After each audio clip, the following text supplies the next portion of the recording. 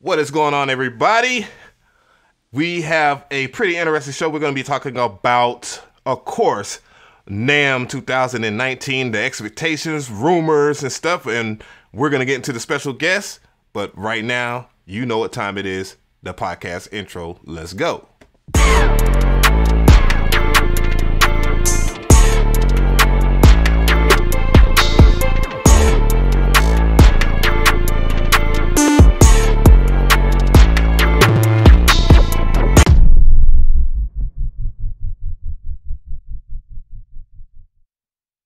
What is up, ladies and gents? I appreciate everybody for coming in or whatnot. I got a little bit of a delay. I don't know what is going on. And then I switched the camera because I know y'all guys, I'm like, why in the heck does it look like that? I don't know. This works a whole lot better on OBS when I had the camera shrunken down like this. But we have special guests today as we're going to have NAMM. I got people coming in and we're going to talk about a few things here. So gentlemen, if you shall introduce yourselves, and the other guys, I'll have them do it momentarily. We have Mr. BusyWorksBeats. .com. I thought you were going to do Don't make me get the soup. Don't make me get... Good. I like that. I'm with some good folks. Mr. Different is part of the BusyWorksBeats energy from the beginning. One of the forefathers, I must say, who initially initiated the spark. So thank you, firstly. No, thank you for giving the opportunity, man. Thank you for that. And I recently spoke with DJ at Mcree. We had fun, and I just wanted to join in. So thank you for the invite. Right on, my brother. And of course we have, you might as well say he's like the co-host by now, goddamn, Mr. Different. Cut the check, Mr. Different. I know, cut the check, cut the goddamn hair up. I ain't your favorite nappy headed producer no more, unfortunately. Sorry, guys, had to switch to 2019. Had to, New year. Pro had to go. But yeah, we got a pretty interesting show here. I got my I'm Apple centric now. I'm a part of the Apple squad, except for the computer that's right in front of me, and that's the only reason why I don't have my MacBook is because I dropped it like day one. So dropping $330 the first day is pretty crazy. About a Mac store, didn't you? Yeah, shoot, that's like that's light work in there. Let me see, I got that. Oh wow. Anyways, I'm not gonna deal with that. I'm just gonna go ahead and just turn it down. But anyways, we got some pretty cool stuff here. I want to go ahead and tell everybody what I usually do. Of course, you're gonna use the community tab here, and we're gonna talk about voting and stuff because I want y'all guys to vote and see if you're ready for NAMM or if you have any predictions or anything like that. If you're excited about NAMM, of course, you can vote for it right here. Just let me know how you feel. Last week's poll, of course, was do you think R. Kelly should go to jail? It was 83% yes, 17% no. And yeah, that was a pretty interesting show as well. But the community tab was pretty good. It's here. You could go ahead and vote and stuff. So I guess we could talk about NAMM. I'm going to start with BusyWorksBeats here because he's been to NAMM. I have not been to NAMM, even though I have been propositioned to go this year. So how was your experience with NAMM, your first NAMM? How was your experience? I will say, let me clear my throat. Wow, I'm not used to talking. Forgive me, I just ate Pizza Hut, so I'm like off. Okay. I will say that NAMM is massive. It's really inspiring. Mr. Different, did you ever go like 1 year? I was supposed to go like this year, but I couldn't make it, unfortunately. But I want to. I really do. I got to. Okay, so I'm like, okay, I'm the pioneer in the room. Yep. I would say that NAMM is like really inspirational because you go to a place and you see tens of thousands of people daily just walking back and forth, all going to see these really abstract things about the music industry. Like, I'm talking about companies that were displaying the covers that go over the cables for live concerts. You know, like the covers that go over across the street to block the cables. Like, that's the type of stuff. It just shows you how big the music industry actually is. And to think these companies are spending tens of thousands of dollars to set up booths at these convention centers on top of hundreds of thousands of people being there. And then you got, it's massive. It's so inspiring. Like, I want to talk to the CEO of NAMM because he must think big. Because it's hosted in the Anaheim Convention Center as well, which is right next to the Hilton and the some other high-end hotel. I can't remember the name. But it's just inspirational to see music that big. It makes you think bigger. That's all I would say. Well, that does sound like it is the major scope of it. So what was the first booth perhaps that you went to? The first, I can't recall. It was Image Line. Yeah, I think you might be right. I think we sought out to find the FL Studio poster and their location. And I was shocked because it wasn't just like their own booth. It was a part of like a marketing company that hosts all these different companies along with Image Line. So it was like a blend. And that's what threw me off because I thought they would have their own booth, but I realized they're from Belgium. So like they don't know about stuff we do in the US and like what's popular, what to do. So they have to rely on somebody else. Or care for that matter. You said or care? Or care. Because I talked to him on certain day. I was like, this guy is kind of a deal. We're going to get this guy that does EDM. I'm like, no, okay. Oh, yeah. One of the biggest FL Studio channels out there. Come on. What? I mean, okay. Yeah, we're gonna work on that this year. I think a lot of audio companies can finally merge with us, the true community leaders, and really just do bigger things. I mean, it's all about bigger things this year. I feel like stuff's bigger than us at this point, and I feel like if we can, that's why we're on this live stream. Like if I would have had an ego and like a judgmental approach, I would have been like, we had a conflict before. I don't want to, whatever. Or like, my stance on something, but I'm putting my ego aside because your message is a lot greater. You have a community. They love you. I mean, the girl that was one of my mentees at one point was like highly focused on your stuff, Av. Like she would tell me about stuff. She was like, did you see the Av something video? I was like, nah, I didn't see it yet. So like, and you too, Mr. Different. I see companies that still ask about you and people always asking about like mainly the recording stuff when you did like the recording videos, right? Yeah, or like plug-in video. Yeah, that's constant, man. They keep sending me stuff. I need to stop accepting stuff at this point to get the stuff I got now done. Like, that's the problem. Yeah, I mean, it's good that they reach out to people like us so we can get that insight to everybody because people need to know this stuff. I'm glad they want people to help. And I would say that you guys are the influencers of the influencers. So just because we don't have the Andrew Wang numbers, or how do you say his last name? Hung. Well, I think it'd be Hung. Yeah, Hung. My bad. Hung. Doesn't mean that you're not effective in what you're doing. So I don't want people to get caught up in the numbers. Like it's influence at this point. Yeah, it's definitely not about like regardless of somebody getting a million views in a day or something like that. Is all that really doesn't matter because at the end of the day, well, damn, you already said it, but it's the actual analytics of people interacting because somebody can post a video and get 1 million views, but it not be effective at all. You know what I'm saying? I think like somebody like PewDiePie that puts out videos and, he has this huge sub count and stuff like that. He's doing way more effective things than the people that were in the YouTube Rewind video. Oh, yeah. You feel me? And he actually has that following that breeds such a manner that he has to be very careful of what he does and what he says because obviously everybody's going to target him because of that. You know what I'm saying? So it is what it is. We can focus on a lot of things. But that's the main takeaway from NAMM is for me. I mean, is that it just shows you because I think what it is. Av, tell me if I'm like off. But when we're working digitally, like for example, imagine me and Mr. Different not being here, and it's just you talking to your computer doing a video. You kind of forget like your following is bigger than some theaters can even hold. Right. You forget like that your following and your influence and your views is bigger than a stadium of people watching a football game at one particular point in time. Good point. So when you see it in person, it kind of shocks you to say, wow, this is like what my business would be in person, if that makes sense. I know that's kind of abstract.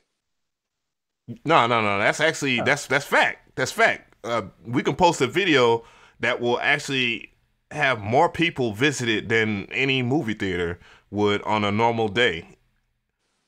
That's right. That's fact. That is fact. True, and so that's what I think NAMM kind of teaches, regardless of being just a huge, as who call it? Oh, as Tristan would say, a huge guitar center, times like 100. You know, so that's my take on that. Mr. Different, can you hit me with some of that knowledge about what you think about NAMM and how we watch it from YouTube? Oh man, yeah.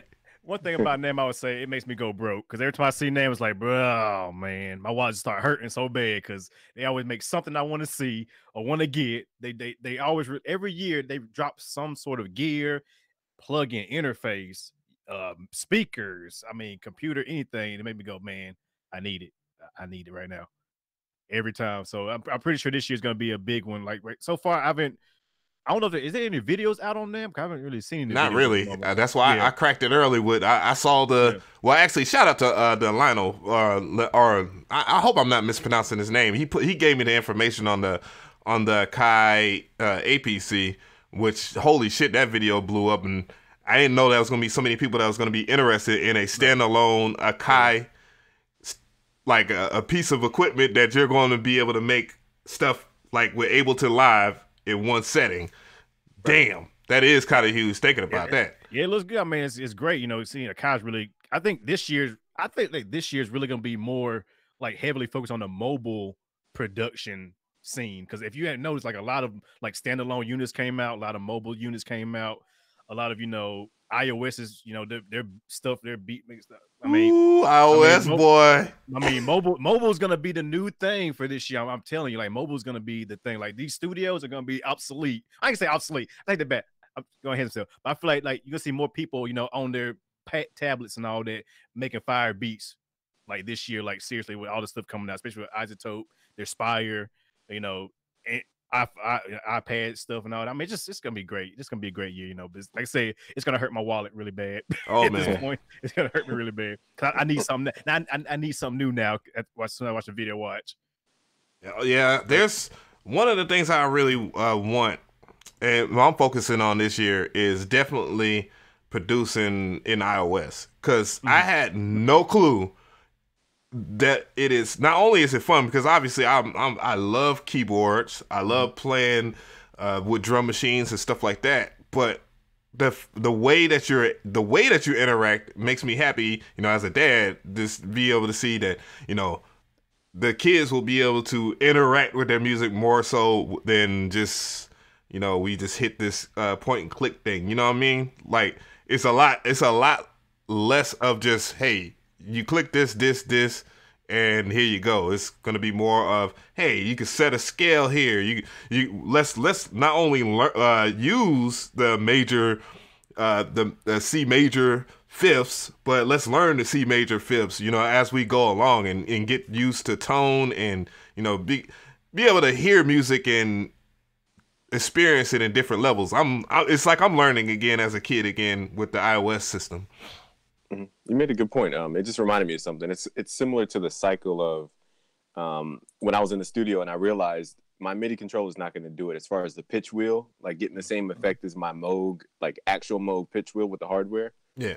And I feel like I'm learning the importance of the specific thing. So, for example, you just reminded me of a thought. What up, Young Chambers? I'm thinking that, remember when keyboards and controllers people used to wonder, like, do sounds come with it? Right. Yeah. Like, MIDI controllers, yeah. Yeah. I mean, I bought my first, I'm like, oh, it sounds in. Nope. Oh. Nope. And we used to buy keyboards based on the sounds inside. Now, I feel like we're getting into an infinite potential area where we can buy a hardware controller, and then now it's about what sounds come with it on the back end. Like, our company is going to do deals like Akai with the FL Studio sounds, or keyboards that give you the Ableton Light demo or whatever it is inside of it. He dropped those shade. No, I was messing with you. No, I can't remember. I think everything you buy can come with that. Almost every interface keyboard you get that Ableton Light with it. Yeah, the Kai Fire came with the live light. Oh yeah, no, it didn't. It didn't. Came with what? FL Fire. Yeah, Fire Fruity Edition. Yeah. And I wonder where they got the marketing from. But anyway, we love all the companies involved. But the point is, now instead of a limited amount of sounds, it's infinite. You can buy a MIDI controller and have access to whatever they give you access to. And I think that's going to be an interesting forefront for drum machines, keyboards, you know, all that type of stuff. And kids are going to want it now because now they're not worried about the sounds that comes in that specific thing. They're worried about the actual utility of it. Right. That's what I really hope that I hope if you're a software company of any type that you have some iOS stuff out, like some type of app, because if you don't have an app by now in 2019, you're going to be really upset in its future, because there is an actual future in iOS music production, iOS iOS video editing, iOS anything. Honestly, like I was drawing on my iPad and I was like, damn, like this is actually more intimate than I could be with an actual piece of paper in front of me. Like what? That's I can so zoom true. in. That's so true. You talking about Procreate Oh God, yeah. or the Notes? Either one. Sorry, I didn't mean to interrupt. Oh no, Procreate is the one. I don't see what else is out there that offers what Procreate has in terms of like drawing. You know, of course, there are going to be Adobe heads that will argue that with me, but even the people that use Adobe on the desktop or your laptop, they even will say that Procreate has a more intimate experience than Adobe does, and that's saying something. A lot, really. True. I'm trying to quiet my dog. Sorry, I'm putting my thing on mute. Oh, you good, you good. It's all good. My dog in the background begging to come in the room. He's like, hey, you can't podcast without me. Yes, I'm probably hear my kids throwing each other around the room in the living room right now. One thing I'm looking forward to also is like I want to see like I guess more affordable like hardware sense this year. That's what I'm looking forward to. Like, cause I mean, I don't know. I like my digital stuff, but I mean, just being able to control like just some cheap. I ain't gotta be the best sounding, you know, synthesizer or anything. It's like some small little units to just play around with, you know, to be taken around with me mobily. Like I said, just be battery power, whatever, and just be making sounds on the go and stuff like that. And also in the studio. That's what I'm looking forward to. Hopefully, some companies come with some smaller units that just, you know, 1 or 2 oscillators, just to mess around, make some sound. Where, you know, help people kind of newer people get into synthesis a lot easier. You know, a way of getting into synthesis stuff like that. So hopefully that would happen too. True, man. And a lot of people are like seeking this analog sound, like with the hardware and like stuff you can only do with hardware with these plugins. And it's hard to describe like the difference between the software and the hardware unless you have them side by side. Right. Exactly. And what was I going to say about that? I had a point. The lines are being blurred between that though, because there's many engineers that I've worked with right now. They're like, man, listen, I'm rocking all in the box right now, and it is fine by me. And you know, certain aspects, of course, with if you're doing like hardware like synthesis, it's a little argumentative. But to be honest, somebody that does a lot of presets and stuff, like I can rock with digital all day and wouldn't really care. Yeah, I'm the same way, but you know, this just the thing, like, you know, just having like something that I can just, you know, I just quickly grab, instantaneous, you know, just to mess around with right there is always nice to have. You know, say you can argue digital versus analog all day. We can do that. That'd be a conversation for another podcast where it's gonna be, you know, one or the other. It's always digital will win every time. Yeah, I mean, it's limited. You got limited versus limitless. Yeah, but I think the imperfections of analog is what people like, and that's why I like to. You know, the fact it's not perfect. Digital is perfect, and that's why, you know, it's like, oh yeah, it's better. But a Trio Pigments player. Yeah. I got the randomization features are much like modular in a sense. Serum coming up with a new update too, so we'll see. They better, God, dog. They just dropped a new update, so let's hope it's. And Mass Effects, I don't know, man. I ain't gonna. I'm not gonna put out my. I'm not gonna put out my source or say, but I have tried out Mass Effects before Pigment, and after trying Pigment, they better go back to the drawing board a little bit, just a little bit. They better go back a little bit. Shout outs to all my people who are in Native Instruments, not throwing any shade because y'all make some dope stuff. But Arteria come everybody Nick this year then. Soul for their soul. But that's good though. Like we got this competition with all these software companies and DAW because now that is forcing people to make better products and give us the stuff we want. So I like the competition. I love it. I mean, you need healthy competition in the game. Like you don't, then everything's gonna be the same and flat and boring and you'll never advance. So it's good. Now, Image Line need to look at their content like, what can we do to fix our stuff? Oh yeah. Yeah. I discovered some stuff in the Image Line before I tap into Naven. Yeah, getting tongue twisted. One thing is, if you open up Patcher has presets. I didn't know it had presets. It's like plugins. It's like hidden plugins right inside of Patcher. Like channel strips, like stuff that we were asking for, but they don't tell people. I think that's the main thing. They don't tell people enough. But yeah, I have a question for you. Aside from, I don't want to derail the show podcast. Oh no, that's fine. But before I have so many things across my brain. Slow down. Appreciate for subbing there, DJ RG. Go ahead. I'm sorry. My question is going to be, where do you think Image Line should focus? Plugins or just the DAW? But before I get into that question, you talked about like Massive X. Is Massive making a comeback, you think?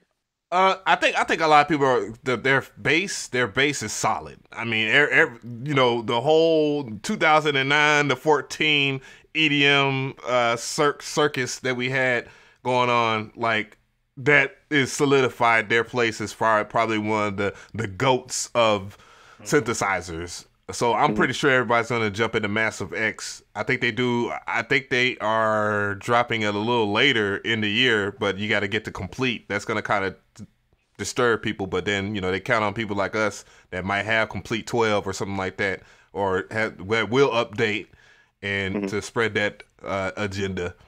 But yeah, I'll be honest about it. It don't matter. I'm not fanboying anything.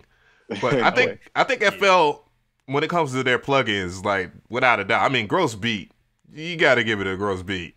But that's the same. You can't just leave it all on gross beat though. Look at some of the other stuff they got. They need Harmer. I mean, okay, now I would say synthesizer wise, I think FL Studio got it on lock. In my opinion, I think if they put a wavetable synth in there, like they build it on wavetable synth, that's it. I mean, it'd be dope. Z Game Editor Visualizer. Yeah. iOS edition, please. I will be sick. You need that CK here. I feel you, but yeah, I feel like synthesizer wise, FL Studio got every other company, like every DAW, hands down beat in that regard. But when it comes to like utility plugins, in my opinion, I think they could either update some of them, because there's a few I would like to see. Like, what's my Fruity Reverb 3? Come on, I want a Fruity Reverb 3. I love Fruity Reverb. I mean, Delay 3 is great. I feel like fire. It's fire.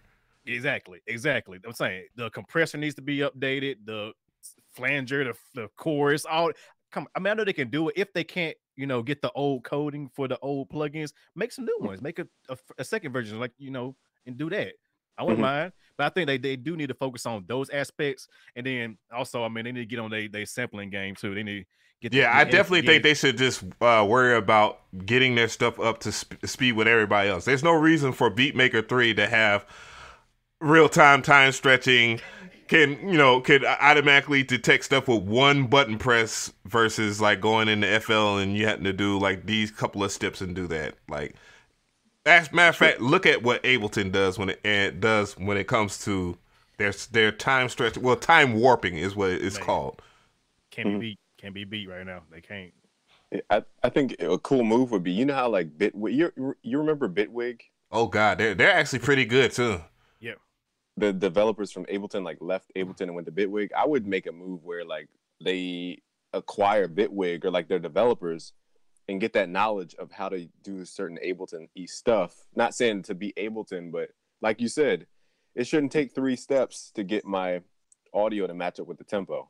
Exactly. It's like at this point it's arbitrary. Like that's how Cable Guys came up. They utilized the fact that Gross Beat had a weird glitch with their halftime. And that it was a little bit difficult to use on certain things. And they made a whole plugin called Halftime. Yeah. And it's like a massive success. Exactly. They teamed up with Akata and teamed with Serato and get some knowledge from Serato then. Serato gonna charge that big boy bill for that algorithm. Hey, at least Edison would be dope as hell.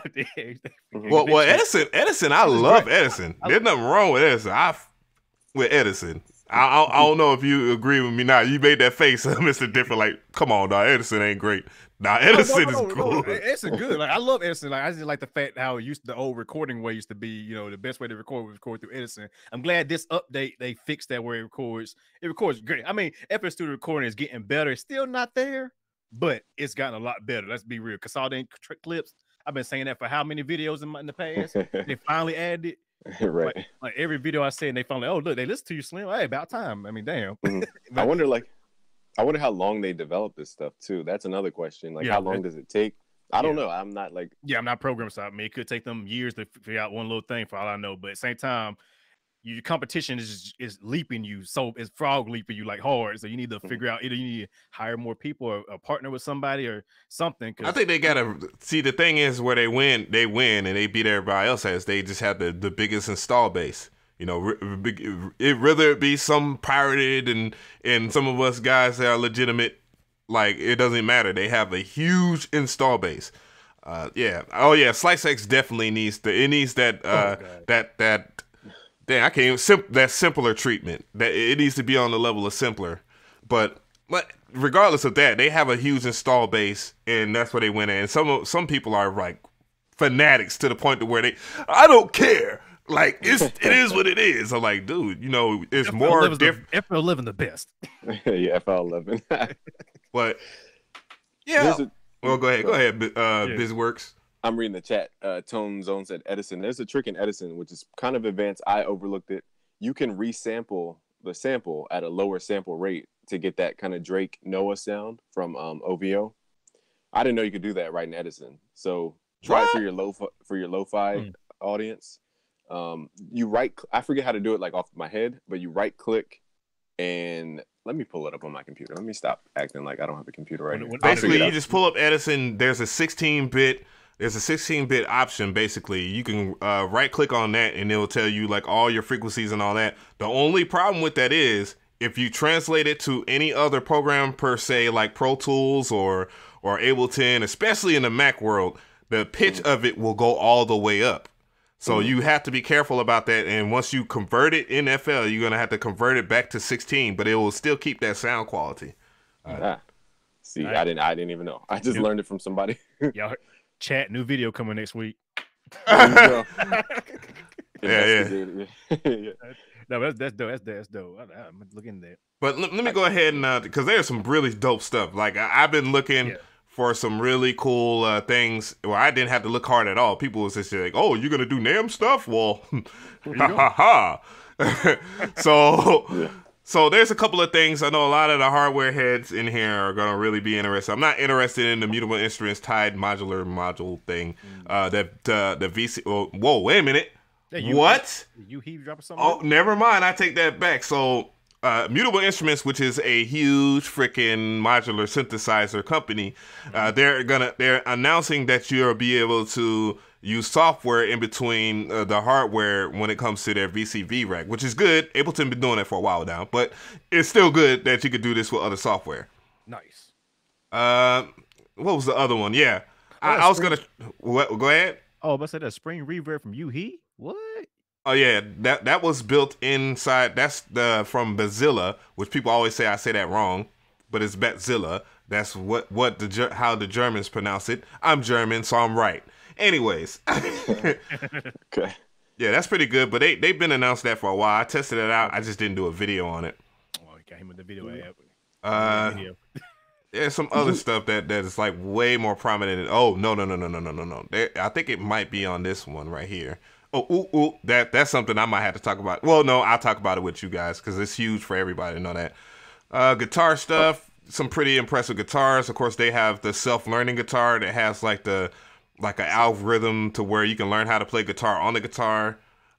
What? Man, has anybody seen Terminator? I mean, am I the only one who's seen that movie when robots get self-aware? Oh no. Hey, AI is coming, man. AI is improving. Isotope has proved that. Yeah, right. Yeah, exactly. True. I had a question for the other tab. I'm looking on my phone watching you scroll. Mm-hmm. On the, what was it? The Yuhi. What are some companies you feel like are underrated as far as like whether it's, let's say synths, just to keep it simple? Yuhi like definitely is number one. That's because they are first of all, they're very selective of the people that they deal with. I've had a chance and I blew it with Urs Heckman. He knows I still love him. But yeah, you know, they definitely come out with some very good synthesizer sounds and stuff like that. They have a great team, of course, Hans Zimmer being one of the people that work with them. Kevin Schroeder, shout out to, again, Germany. Kevin Schroeder, he's a world-class renowned sound designer. And then you got my boy over here, and I can't remember his name, Howard Scar. Howard, you know I love you, my dude. Fantastic keyboard player, fantastic sound designer, does stuff with Batman and Inception, along with Hans Zimmer, of course. Like, they have a really good team just in sound design alone. And that's not counting the developers that don't get enough credit for things like what they did with Hive. Hive was revolutionary for sound quality as far as virtual and analog. It was there was the first company to do drag and drop. If a lot of people don't know that, modulation manipulation. Oh, drag and drop. Okay, so drag and drop routing, you mean? Yeah. So that was the first company to do that, and then they just updated Hive to wavetable synthesis, which everybody for some reason is doing. Has to have some type of wavetable something now. Right. But true. Yeah. So yeah, UHE. Who else? UVI. Oh, UVI. They are yeah. so slept. What is? Wait. Here's why I'm confused. What is Falcon, or what is like their thing? I don't understand it. I don't understand what it is. I think what it does. I think the problem with Falcon in terms of what everybody's trying to understand about it is that it does do a lot. It does virtual analog.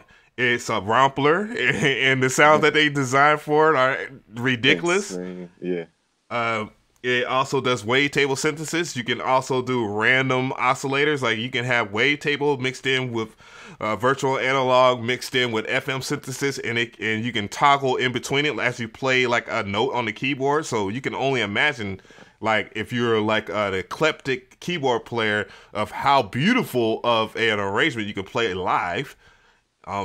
You can make VSTs inside of it. So it does a lot for its price tag. What? Yeah. Didn't the people from who made Omnisphere, weren't they a part of building UVI, or am I getting that wrong? I don't know. I talked to Eric a long time ago, Mr. Pearson, and I don't know if those people, like, you know, just kind of just went. Some people went and did their own thing over there to build UVI up, but I mean, it's better. It runs better than Omnisphere, that's for sure. I can open up more instances of it. But go ahead. I'm sorry. It just seems so like monstrous that I can't wrap my head around what it actually is. But I'm glad you brought them up. That is definitely a slept-on company. Period. Yeah. That plugin alone does a lot of stuff. Granular synthesis. Yeah, they got one plugin where you can actually make your own VST inside of. I forgot what it's called. Right? Falcon. It's Falcon. Okay, so that's what it is. Okay. Yeah. Can you publish it, or is it like under their? Should be able to. Yeah, you can publish it, and then they also given many people opportunities. Richard Devine, which I ended up doing a video shoot with him. Very underrated sound designer, and he's from Atlanta. But but yeah, he's done a lot of great stuff for like Jaguar and many huge companies. But he did his own bank inside of there, but he didn't design like his full on VST with it. But the sounds are ridiculous. A bit. So now you're making me want to buy it, because I was always like, my finger was on purchase, but then I was like, let me go with the UVI workstation, I think it's called. It's more of like a Rompler type of thing. You can buy it's free. Yeah, it's free. It's that the workstation is free. So I would just, if I was you, if you really didn't want to, that was going to cost you more money. But hey, it is what it is when it comes to making art. Like, I would try the workstation, maybe like one of their Romplers. One of my favorite ones, of course, is I don't have a particular one. Cameo, which is like the emulation of the Casio sounds. And I was like, man, this is going to be garbo. But I'm buying it anyways. This UVI, it probably won't be that bad. And they end up being one of my favorites. Apollo, another great collection from them. Of course, their orchestration one. And my mentor got a hold of my laptop and played like, he had himself sound like a full-on symphony in the house. I was like, okay. In the house. Yes.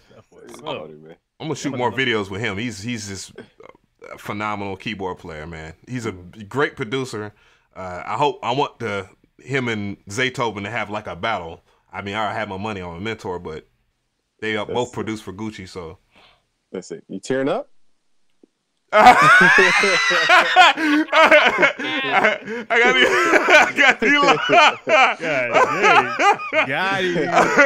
Got me. Clip that, somebody. Yo. Say that. But I got like these long eyelashes, man, and one in my eye at the right moment. I'm trying not to get it.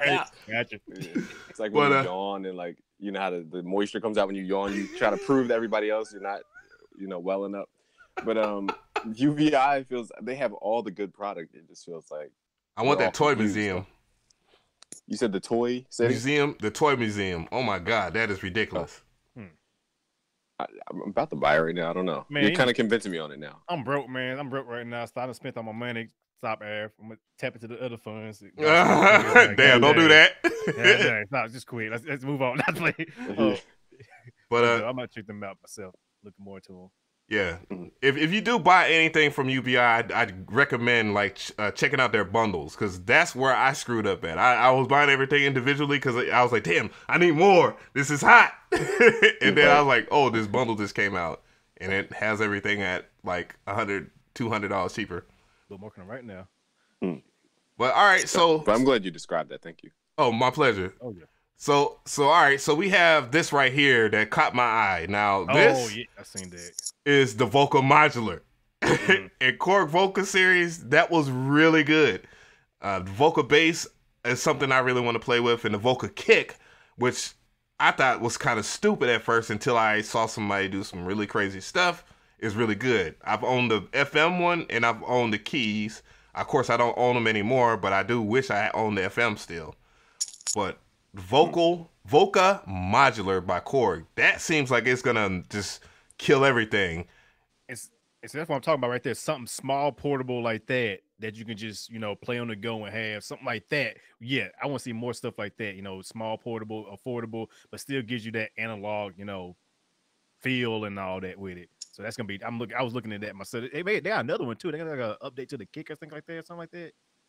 Yeah. They announced 2 of them, I think. There's something else they announced as well, but I know that's like the one everybody was worried about right there. Oh yeah, I see that they have like the mini log. Wait a minute, no, they're not talking about the mini log, but that is actually a very good keyboard. I want it. I still want that. I had one. I regret getting rid of it. I regret. $500 was the best since I ever had. And a keyboard too, because it plugged up via USB, and you can just use it with any DAW that could take it, basically. Exactly. Wait, I have a question. Is this hardware or is this software? It's hardware, but they also have the Gadget series, and I've heard that they're going to implement the Gadget series with this particular one right here, which would be much like the VCV rack with muted instruments. Gotcha. Wait, is the Gadget series similar to the Roland Boutique series? Like those little small sound modules? Well, the Voca series is similar to the Boutique series, except the Boutique series and certain. Well, no, let me not roll it. I'm not gonna do it. But but yeah, they're both very similar. There's certain boutiques I really love. I got to get that TR-808 one. But aren't the Korg one? Yeah, that's dope. Aren't the Korg ones ain't they actual analog circuitry and everything inside of them? Yes. Kind of the Roland ones. They're just like they're analog modeling type, but they're really good. They're really good model because I was gonna get the Jupe 8 and the what you call it, the Juno one. The Juno one, and the Juno one's probably the best one they got. Like it sounds, oh man, it's beautiful. That, and then probably the analog one too, but the Juno one is like, if you can beat any one of them, just get that one. That was just beautiful. But yeah, so I'm gonna look into. You know what made me upset though? I didn't know they offered plugins. I never knew about Roland Cloud. Yep. Yeah, I'm just not happy with it's a yearly. I think it's a yearly subscription. That ain't it, Cap. I want to own my joint. But here's what makes that offer a little bit different than the Composer Cloud from East West. You can own at the end of the year. You get to pick a plugin to own. Well, I mean, you pay for it. Yeah, you're paying. So you're basically like paying layaway for like however long. Throw it up on Splice. Just throw it up on Splice to do rent to own. Because I want the plug-in version of my JV 1080 that I own. Like, you know, I have a 1080. I have like it maxed out with cards and stuff, but I kind of want that plug-in. Right. Mm-hmm. Just What's that? The one thing I do like about the rolling cloud things, if you own like I think the system series that they make, the plugin actually goes into the actual synthesizer, the physical unit, and changes all the wave shapes and all that. It makes it like the actual what they're modeling. So that's pretty dope as well. That's kind of a cool thing. Yeah, that's a cool little gimmick, but yeah, but I mean, a gimmick. I'm not gonna buy a $12,000 piece of hardware just to get just plug in. Yeah, just for plug in. But it's cool. Some people are like, oh, I got all the plugins in the world with that's kind of cool. I like that, but yeah, Oh, so it's a monthly thing, and then you get it after 1 year. Oh, hell no! Well, it's like I guess maybe $5-10 or something like that. Confirm that for me, Robert. Robert, the way you said Robert, just I don't know. Confirm that for me, Robert. His first names today. I talked to Eric, the Eric. I talked to what's his name? Urs. What you call him? That's my professional $1 million waves voice. Talking to the owners and the founders. Yes, monthly. I'm looking at it right now. Monthly $20 a month, or you can do $215 a year. Like. Okay. $215 a year.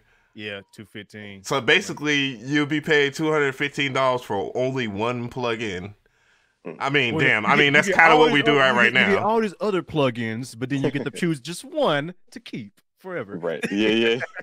So, yeah, that's where we have to balance. Like, sometimes these recurring models shoot us in the foot. Like Photoshop, we can't buy Photoshop straight out anymore, which is dumb. Which I think that's. Oh, really? They don't even let you pay the $1,500 for it? No, $1,500. What? No. Oh man, come back. I'm old since I'm the fossil.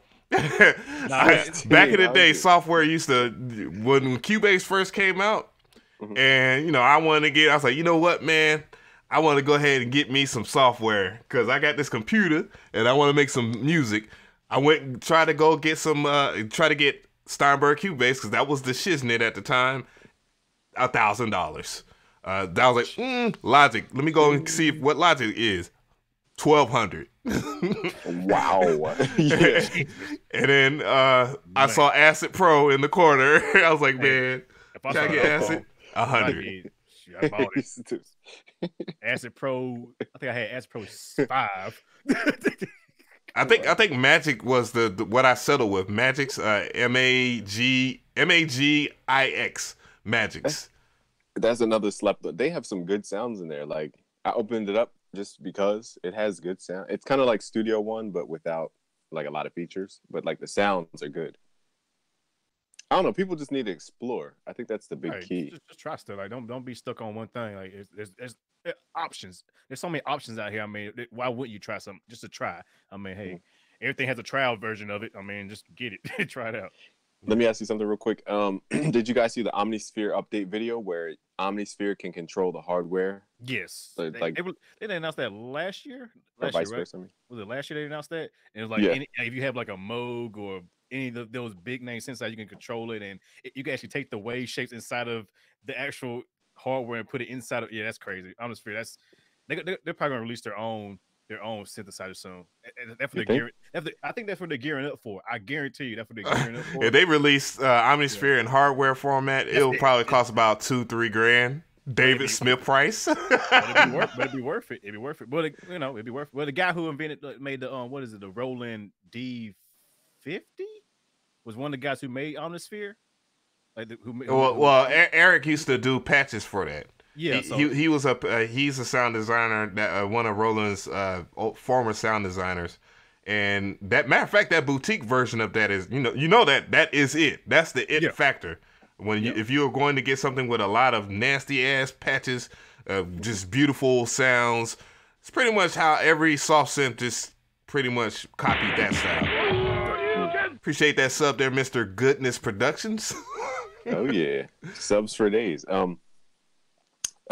Eric is a genius. I love the way he's whoever's running the company. Yeah, I know it's a team of people, but they're the most innovative, forefront thinking people I think of when I think music production software. So I'm kind of curious where they're gonna go. I think, what's your guess for them, and then what's your expectations, or what do you think people are gonna show at NAMM? But before we get to NAMM, though, where do you think Spectrasonics is gonna go from here? My guess is that they're gonna develop a guitar plugin.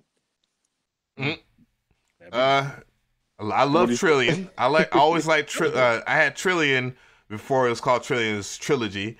I had what else? I had Stylus, of course. That was what really put them on the map. They had a big drum collection of drums and stuff that you can access at any time, and it was like a collective of hip hop drums and stuff like that. So they've done it all. I hope they just do like if they're gonna, because I mean, Omnisphere is $500. They should go ahead and do a subscription base or some type to where you just pay up to that point, I guess. I just want to see more companies do like the rent to own thing. Like, right, like Studio One's the first DAW. I don't know if it's the first, but probably the one that's really out there. But the first DAW company that does, like, you know, you pay monthly, but once you hit the total price, it's yours, which I think is a great thing. I think every DAW company should do that.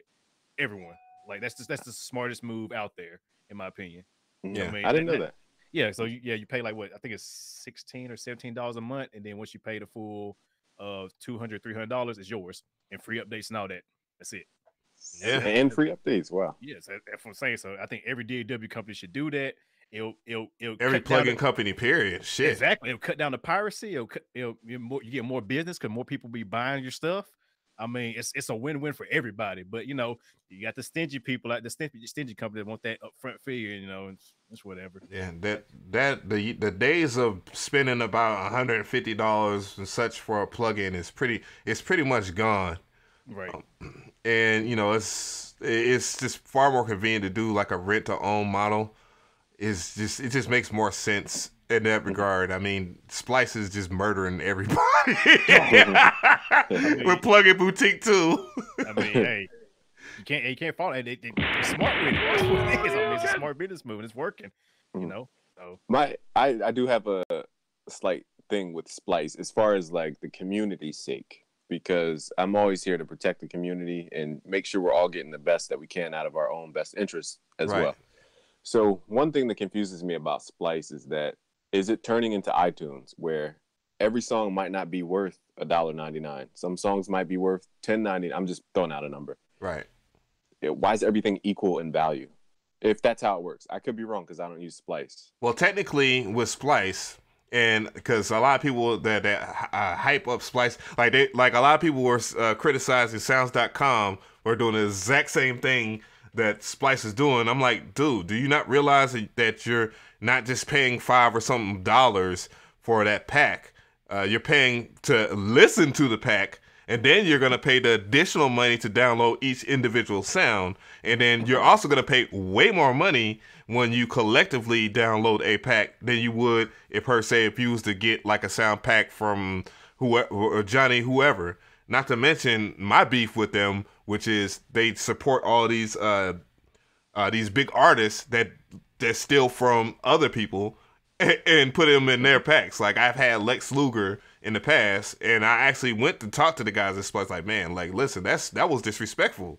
Like, and y'all paid him like $25,000 or so, and this is public knowledge because he told everybody about it. And I'm like, dude, like, I got swindled for the hard work that I did, and my homeboy got swindled for the hard work he did, and other people, you know, it's like, when does it stop or whatever? But, you know, whatever, man. You can't control how nasty and disrespectful a lot of the people that, you know, you never know who does what these days unless you follow up on that. Right. True, and that reminds me of the Article 13 conversation. Are you guys familiar about YouTube? Yeah. I'll tap into that in a second. But also, this is why producers receive producer decks when people buy beats from you from like labels, because they want to know that you made it. It's your stuff. There's no samples in it. Like, they want to know you did it, or else they're not going to put it on their marketplace. Unfortunately, you found out after the fact, and I don't know about their clearance protocol. Like, I don't know about how they make sure that that's all original stuff. You know, and like the blurred lines between, like, okay, do you own a kick sample? Like, stuff like that kind of. Well, the assumption is obviously, I guess, since they're messing with professionals, that, you know, they do all their own things. They know sound design and all this, when that's not really the case with every last one of them. But they're doing a pretty good job with, like, I seen they got Andrew over there, which is a no-brainer because he has the huge following. He gets whatever he wants. And, you know, well deserved. Right? Yeah. Oh, I didn't know that. Okay. They have Andrew over there. They got my homie over there, Cuckoo. Now, thank God they got him because I think he's works really hard for what he does. Underrated. Like, he dope. Very underrated channel, by the way. Yeah. And you know they're starting to understand that people. Well, of course, when I express myself, they weren't expecting a lot of people to actually to get the ridicule for that. That's why I wasn't expecting them to even respond to that. Because I talked to Lex many a times. Like I was like, Lex, hey, you know, you took my stuff here, got my guy. Like people already took pictures of your Periscope and Instagram lives of you having the kit beforehand. Like, could you know, can we talk? Nope, no response. So, you know, it is what it is. Sometimes you just got to take things in your own hand when it comes to people like that. Now I can recall that the video, and I'm glad you brought that to light because we need to really investigate, like, what is this Splice movement? I mean, it's okay that people consider these companies like saviors, but we really have to say, what is this company doing? So, for example, do you guys use Splice? Because I don't use Splice. Does anybody in the chat use Splice? Yeah, I got a Splice account, but I've been had one. It just I use it from time to time. It's there. It's good for, you know. My question to you is, how does the credit system work? So if you get, well, how does that work? You say you pay $7 a month and you get like 100 credits, and with each one credit, that's one download of a sound, a loop, or whatever. But whatever you don't use, it rolls over, which, you know, is a pretty good deal. So you pay the next month, or if you don't pay again, you keep your credits and all that. But yeah, it rolls over. So I mean, it's good. You know, I got like so many credits piled up. I'm like, dang, I just don't use like that, you know. But right. You know what I mean? So I mean, it's there. But I mean, some of the, I mean, there's some gems in there here and there, you know. But you got to really dig. But there's some stuff that just make you go like, this ain't no cheap. So let me ask you this question: are some sounds worth more credits than other sounds? Oh yeah, there are definitely loops and stuff in there that are worth more, in my opinion. Like there's some like legitimate, but then, you know, comes down to it is who made it, whether they steal this or they get somebody else to make it. But yeah, there's definitely some loops, and especially like the guitar stuff and all that. That played by real people play guitar. That stuff is, I think, is worth a couple more because some of that stuff is like really good and really high quality. But they just charge you that flat one token fee. One credit. That's it. And that's the problem I have with Splice, is that they're literally destroying the value of independent sound designers by making everything equal in value. It's the iTunes model. Every song is not $1.99. You know, every album is not $9.99. I just don't. When people fall into that kind of, they see it as a savior, but in actuality, everybody's just becoming the same. That's when cultures get destroyed. And I feel like people just aren't aware, but they keep giving into it because that's their only outlet. Yeah, I think that model works because it knocks down the amount of piracy. I know I've dealt with so much piracy, is just to the point to where I'm just like, just privately sending out cease and desist to people, and then they realize like, well, damn, maybe I shouldn't be selling his shit on Instagram. Like, you know what I'm saying? So it kind of cuts that out, you know. And I'm just trying. My thing is, I guess the model is like, since it's already out here, it's like, if you can't, it's either you can't beat them, join them, because they're making a lot of bread, and they're supported by Atlantic Records, by the way. And so imagine that. It's just another tool, in my opinion. It's another tool to use. Like you say, it's another tool. Just like when what's the Scalar? When Scalar came out, it's another tool to help us out. You know, it's just use it or don't. Or, you know, just invent your own kind of company with that type of policy and beat them at their own game. And that's what I want to do, is just make my own kind of Splice. And I'll carve out. I do samples all day, every day. So what's good? I'll back it. I'll put some seed money into it. I'll help. Don't tell me, boy. I'll throw you something. Let's get it going. Oh yeah. Atlantic supports them there, bro. I'm plugged in. I just don't. I rather look like the guy that ain't plugged in and play the fool, and then let the people think that I'm a fool know that I'm intelligent. That's the thing. I don't want to just put people out. And what did the screen freeze? Oh, I thought everybody froze. Oh, no, I'll read the message. But yeah, I mannequin challenge. I just play the fool sometimes and just realize just let it wait and see what happens, and then, you know, I go out and I read, I watch people, because a lot of people, the further you do things in the industry itself, that you got these people, you know, since they're already making money and they got income, they got it all figured out. They don't want to adjust to that. That's how social media's influence kind of just took a lot of the old school heads like from under the water. Like a lot of the new millionaires that might be millionaires for the rest of their lives, and children might be millionaires because they have discovered many different ways to express their business and to put their business out there. You know, you don't need a celebrity these days. You don't. You got somebody that's dedicated. Yeah, that's the thing that like I wish, you know, the girls that I love in my life, meaning like the girl that I really truly love, would understand is like the value of who we are in our community. Because if they knew, we would be like, who's a popular celebrity? You know, they think I look like Michael B. Jordan anyway. So I'll just say, you know, oh Lord. And what we do, I would be just as important as Michael B. Jordan. I'm just saying that. And like what we do. But they don't see it because we're not mainstream celebrity. So it looks a little bit different. But we have just as much influence over the same amount of people who are going to make those decisions in this field. And probably more because we're the main reason why we started on this platform is because we weren't accepted.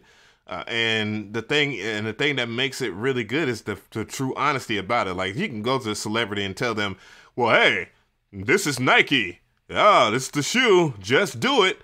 Or you can have somebody that uses Nikes and rocks them all the time and might run every day, you know what I'm saying, that will give you good insight on the Nike shoe. You know what I mean? Celebrities don't give a damn. They don't give a damn. They just try to get a check. That's why they became a celebrity, to get a check. How many zeros you got? Right. Good point. Yeah, I feel like we wield so much power and we just willingly give it away to I'm just saying Splice. I'm going to their event, so there's no shade when I go to LA. Splice Crips or whatever, you know. I just feel like there are these false, I'm just gonna call it false prophets. I know I'm not using the right term, but like false saviors who position themselves as saviors, but in reality they're like making the community weaker. It's not making us stronger, in my opinion. I'm not saying they're not a well-run company or anything. I'm just saying that we're just willingly giving all our value to somebody else just because it looks cooler because they have web developers. But we're giving all our wealth away. Like, what are we doing? I don't know. Yeah, I see. My thing is with anything that has to do with influencing or that matter is I got to like your product before I talk about it. That's it. Mm-hmm. That's it. Like I don't care about being associated in a party or anything like that. I gotta like your damn products, and you gotta treat me like with the same energy, respect as you would as if I was. Since I saw his name mentioned in the chat, Little Uzi Vert or TM88, like, bruh, like I actually care about your products. You know what I'm saying? Like I care enough to talk about them and care enough to show people how to properly use them. Put some respect on my name. Yeah. True, man. And again, like you said, there was this mentee of mine who came to me and said, did you see Ab's new thing about the thing? And I was like, nah, I didn't check it out yet. So like again, we might not see our influence. It's just we don't see it, but it's there. It's very intense. Yeah, definitely. Because it's the responsibility is there for us to, you know, give the right message to the end user. Because the thing I hate the most is when somebody comes to my comment section and just disrespects my review. But at the same time, I gotta listen to the comment because they might be right. And third, you know, if I did, and I know I got a conscience, unconsciously just co-sign something that was trash cakes, that there will be a rebellion against me. You know what I'm saying? And that company, they're gonna move on. They're gonna just make a new product and a new iteration that's gonna work, and they see all the people, and they're gonna oh well, they unfollowed him, so we're gonna go to this guy over here, and we're gonna give him that better product. Yeah, I'm not getting another image line product. The boy, they dropping a Kai Fire 2, and it has a nice little OLED screen on there. Just give me a keyboard. That's all I care about. that note repeat and that full velocity pads. We could talk there. I'll give him another shot. I think what people loved, what's up, Noah? I think what people loved about the Akai Fire is that like FL Studio's making a step forward. I think it was more of like a symbol than like a utility thing, in my opinion. Right, yeah. Right, yeah. Similar to when they came to Mac. It was like finally we're like in a new world, so to speak. That was huge. That was actually bigger than the Akai Fire to me, to be honest. That was the best thing about FL20, in my opinion. Like I told everybody, like, everything else I didn't care about, but the fact that it works for Macs perfect. Well, Logic Gang, it works. Logic Gang was like, man, you know what, Logic, you're out of there. Logic Gang, no more dual booting. Logic Gang, no dual booting. No two computers needed, just one now. And I'm surprised. I don't know how much control Apple has, so you guys can probably tell me more, but like I'm surprised they allowed that to be developed on their iOS or their OS. I'm probably saying this wrong, but like, do they have to approve people's apps? Yeah, just like Windows. Windows does the exact same thing too. But the Apple's a lot stricter though when they come to approving stuff, I think. Like I'm pretty sure because they don't want none of that. They don't want nothing that runs garble on their stuff. Don't bring your Windows nonsense this way. It's like taking a company public. There just has to be stuff. So that's what I was curious about. Like, why would they allow competition if they knew FL was that powerful? But they knew people wanted FL but wanted to have the Mac. So I mean, I guess them was like, hey, it's a good business move for them. In my opinion, if I think, which on top of that, you can still record your vocals in Logic, and then if you don't have Pro Tools, you can still if you make your beat in FL. I mean, you gotta accept that FL production value wise, people are gonna probably prefer that workflow, and I like it like that. No hate. And then you might want to go to Logic to record your vocals, but you don't like Pro Tools, so you record your vocals in Logic, and then of course, Logic allows you to bring those Logic sessions into Pro Tools, so you can go to all the Johnny Big Boy studios out here, or anywhere. Let me stop being a butthead. But here go damn King David talking about Apple Gang. Yes, I know. But I just think the Apple ecosystem. It just makes me like, damn it, man. Why do I have to like it so much? I was the same way, man. I was torn between Apple for a long time. I'm not getting no Apple product, never in my life. And then actually using one for a whole week, making beats and recording, I was like, damn, I'm gonna go buy one now. Yeah, that is a good point there, Tone Zone. It wasn't the exact same developers from Image Line that developed the Apple version, the Mac version of FL Studio. This is obvious. There are certain things in the Mac version that still aren't in the PC version because of certain options that you could do with Apple. And it's like, oh no. Hey, it's on Apple though. Hey, it's still Apple now. Hey. No, I'm saying like the Apple version in certain cases has more superiority over the Windows version. It does. Especially in stability. Oh. But speaking of which, I'm gonna segue into this and I'm gonna set everybody free. I was going to do a separate video on this, but this is kind of huge news. This was breaking news. As you can see, the time was like 2 minutes when they broke the news. Microsoft is lifting a limitation of like your from what you could do with your memory. So that what that means is like programs like FL Studio that has issues allocating memory will actually be able to open up a lot more, so you can use more plugins and stuff like that. So you can have kind of what we have in Ableton, which is a better workflow in terms of memory. That's humongous news. Well, there you go. Okay. Wait, for us slower non-computer folks. Wait. Damn, am I that nerdy? Damn. No, wait. So Ableton, because Sound Oracle would always talk about there's something in Max Live or something that allows you to run like a bunch of omnispheres without it freaking out your computer. Yeah. So you don't even have to do that. You can use a certain allocation. That you can open up your allocation in Ableton itself. That's the main reason why it's like so plain and what other people say ugly looking is because it's second base DOS programming, and they use that type of protocol to make it run much cleaner, I guess, or much efficient. I guess that's the best word, or efficiently. Okay, so this would be like in a parallel would be like, okay, for example, I use the UAD arrow, which I have like right here. I might as well, you know what the arrow looks like. It's a UAD arrow. Okay. Yeah. But the thing with the arrow is you can only load about like 5 to 7 UAD plugins, and then it maxes out on DSP. Yeah. Like how many plugin resources you have. So is this similar on the PC? You're saying I could just run more plugins? Total? Like it's going to open up without having some, like at a certain point when you open up, even if the plugin itself isn't that CPU intensive, like FL caps out because it has to deal with the allocation of it. And one of the main reasons why FL did a 64-bit version was to kind of get a better, because if you would stack samples in the 32-bit version, it will go right into your random access memory, your RAM, basically. Right. And the 64-bit version doesn't do that. It allows you to use your hard drive memory versus using the virtual memory.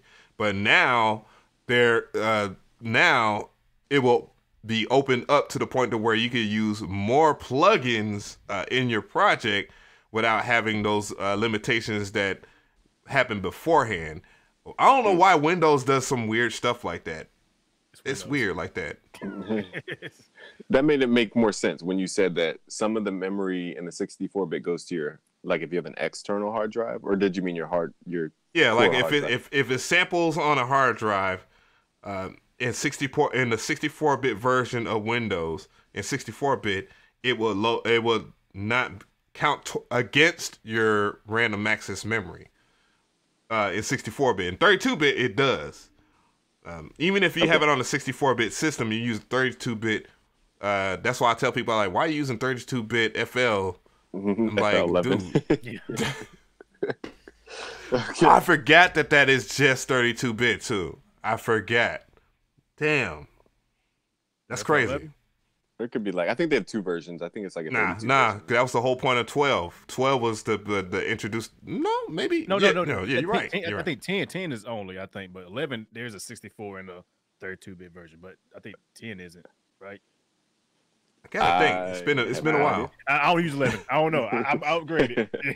We're on 20 now. Yeah, no, 20. Yeah, just skip 13 through, everything else, just 20. But yeah, that's really crazy that they released this information. I'm like, why? What is Windows doing? Like, oh boy, I'm so glad I got a MacBook now. Stop saying that, man. You hurt me, man. Man, I'm gonna go order one right now. Matter of fact, I'm about to get on the website. You can get a 2016 model for I was looking at one 600, 700, and it'll be max. Well, it'd be 16 gigs of RAM, but still. I think I was looking at a 2015 or 16 maxed out i7, 32 gigs of RAM, terabyte hard drive for like $1,000. What? 2012. Yeah, that's dope. 15 inch. Yeah, I mean, it ain't got all the new Thunderbolt C and USB Type C. Yeah, but it got Thunderbolt 2. It got Thunderbolt 2. That's all I need. As long as I got Thunderbolt 2, I got Thunderbolt 2 interface. That's all I need. I'm good to go. Oh, and when I found out that there's like you can't use Thunderbolt 2 on Thunderbolt 3, I was like, come on, man. Like we just need to go Type C, man. Let's just do Type C. You need a connection because I got a Thunderbolt 3 port in my PC, and I just got to get like an adapter that goes from Thunderbolt 2 to Thunderbolt 3, and it don't have that. It has 20 gigabits per second instead of 40 gigabits per second transfer speed, which I mean, that's still super low latency, so you wouldn't notice it anyway. But it works. You're right. You're right. When I took the Razer Blade Pro into Forge Recording Studios, I had to get the adapter because the engineer brought in an Apollo, and then it had the Thunderbolt 2X output. Then we had to convert it, like you said, into the Thunderbolt 3 thing, and then I don't know, it's a little piece. Plug it in, it works. Yeah, and it works good. I mean, once you go Thunderbolt, you won't go back to USB or definitely my old FireWire sitting back there. FireWire, yeah, but I had FireWire 800. Oh Lord. It did good, but it held up since 2012. It's been the last since 2012. I'm finally retiring it, so hey, got to give it to it. It held on. Interesting, man. All my USB interfaces died on me except that FireWire one. It kept kicking. So yeah, hey. And I don't want to push the Apple agenda because it seemed weird. Like I feel like if I did that, like I'm doing iOS like production on my channel. There's just no arguing with that. You can come in my comment section and complain all you want. You gonna dig it too if you're all here. You watch the video. But I don't want to push the Apple agenda, like, because there's certain things that they do, but it's like man, it's if you have the iPad, it works perfectly with the MacBook. You can use it as a screen. You can use it to draw, and you can interact with both, like software. It will interact with both of the software at the same time. Mm-hmm. Your phone, you get a notification to phone. Maybe I don't want the notification thing to be on all of my stuff. I'm not gonna say why. Pops up. Who that?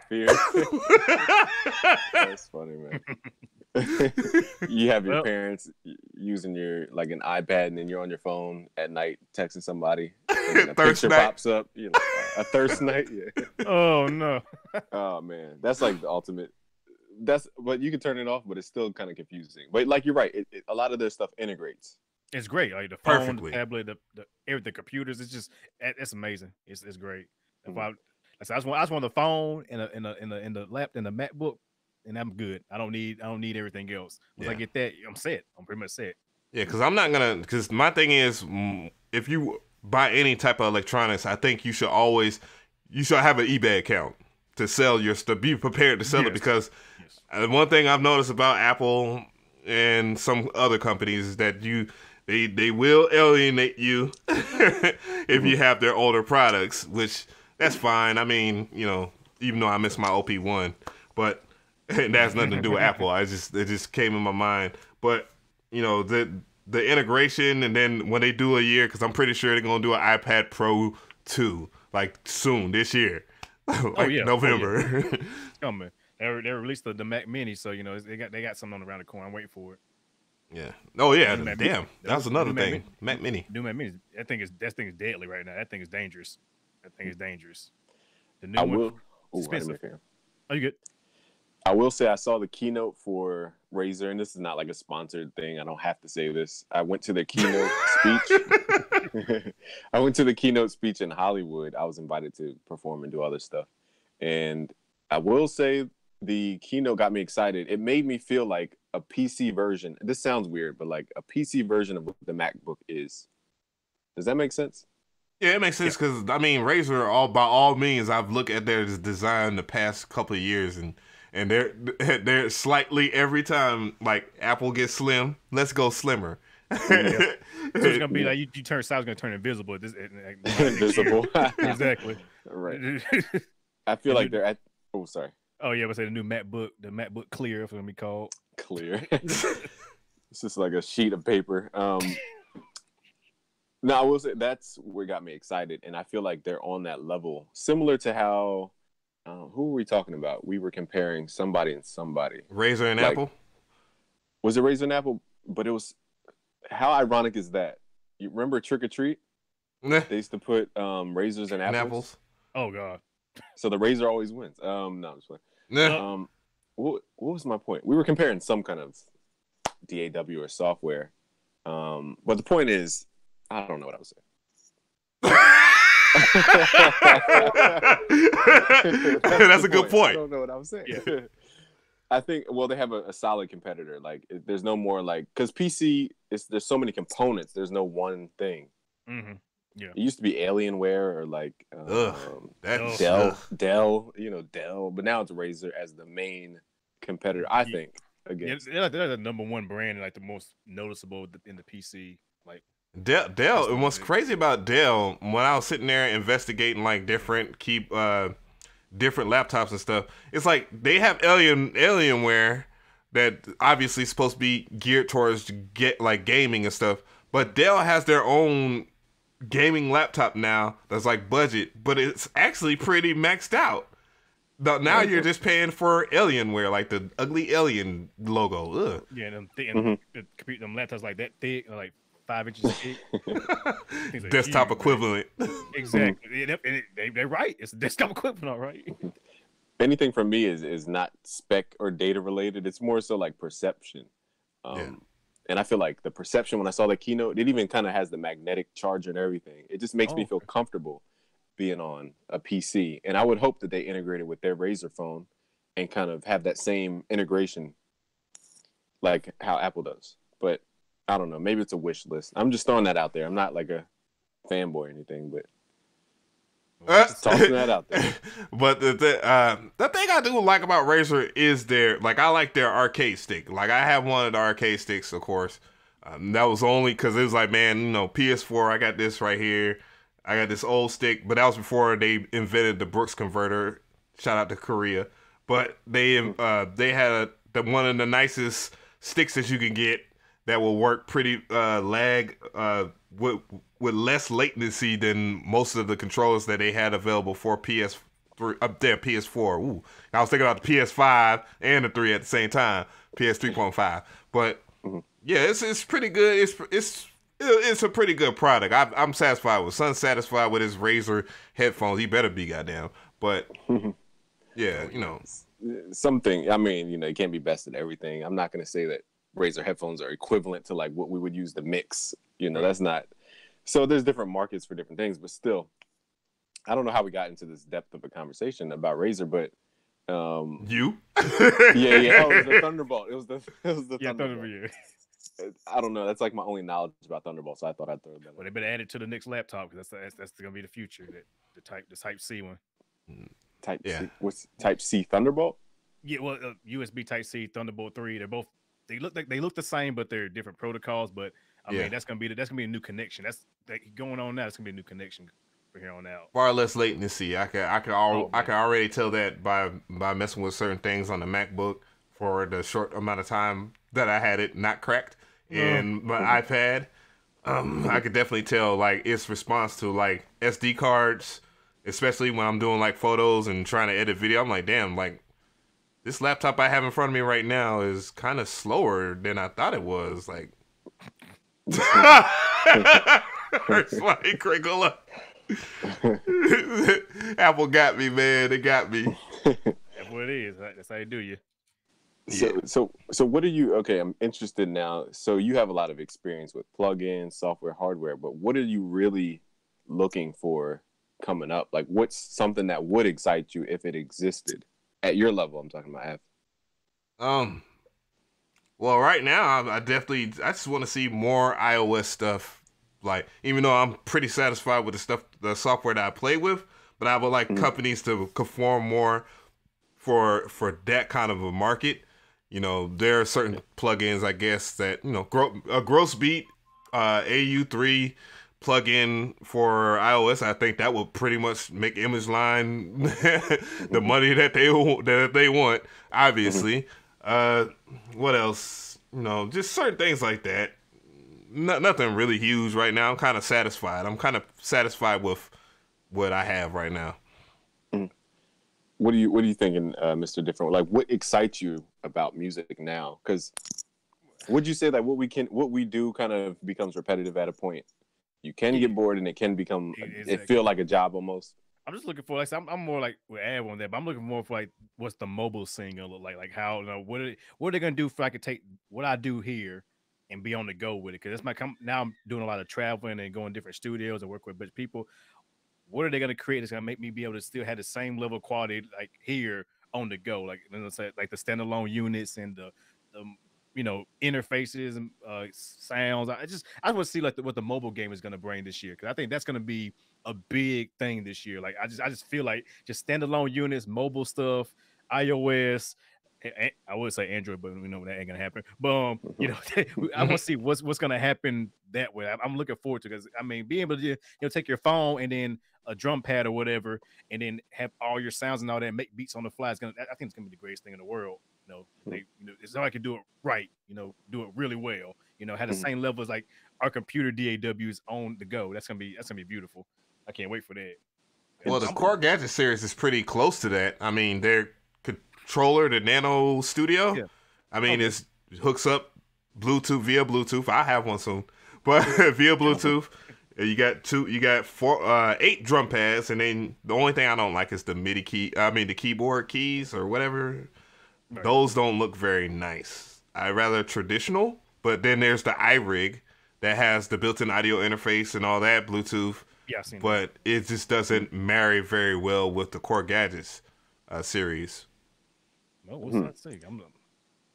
So it reminds me of like TVs, because I feel like TVs will never go away because we need them to be a certain size. like the screen to be a certain size. Yeah, to be more family inviting. Yeah. So with music production, I feel like we could have stuff run on the phone, but I feel like the screen size would hinder a lot of stuff that we do.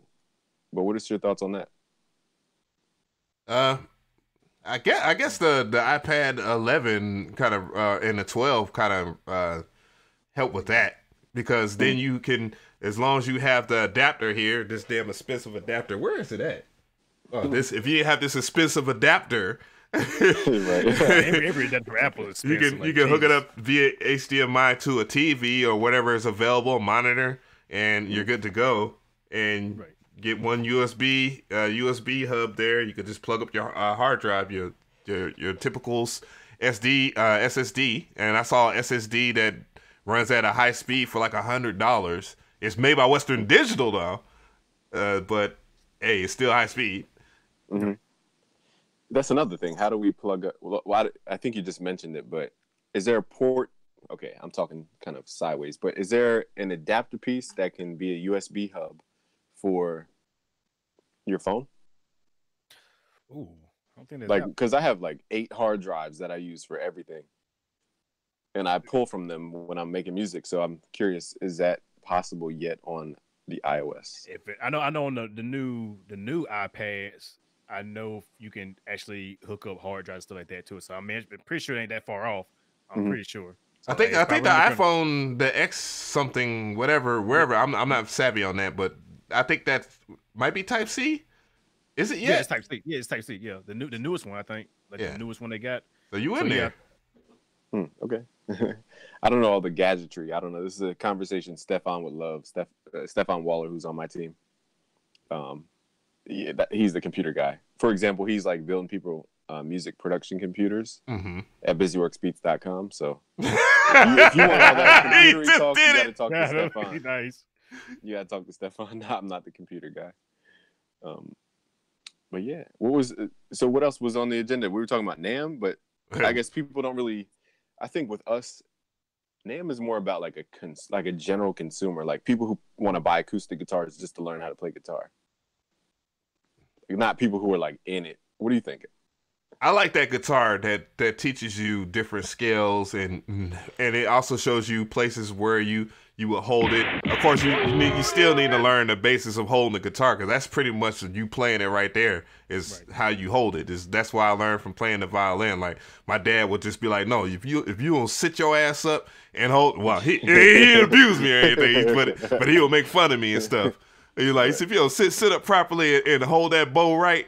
And have your chin tucked in correctly, he said, you ain't gonna never get on be able to play it right. And I was like, okay.